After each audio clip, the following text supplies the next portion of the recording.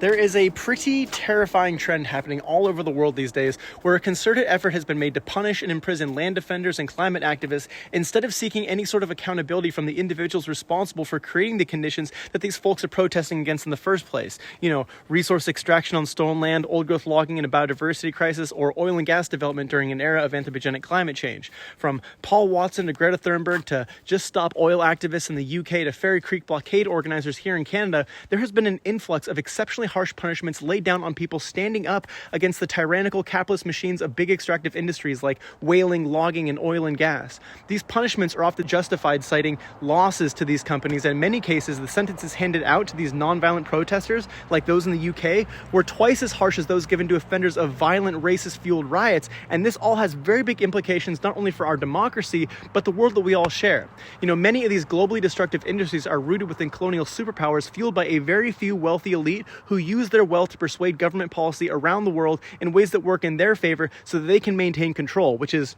why peaceful protests against industry are often met with violent force from police, making it very difficult for citizens to speak out and be heard. But protests and nonviolent action are some of the most useful forms of demonstration there is, and they know it. And studies show that when as little as 3.5% of a population protest against an issue, it's usually enough to trigger action on it. Yet when these peaceful protests are violently stifled and harsh punishments served as a means of scaring people out of speaking up, the idea of democracy, built to serve the needs of the people, fades away into an oligarchy that exists solely to serve the wealthy upper class who control these industries. Instead of punishing nonviolent protesters for the losses faced by corporations as a result of the truth they expose, we should be seeking accountability from our lawmakers and politicians to make decisions and regulations that actually serve the long-term good of the people that they were elected to serve, not the will of the wealthy elite operating for personal gain at our collective expense.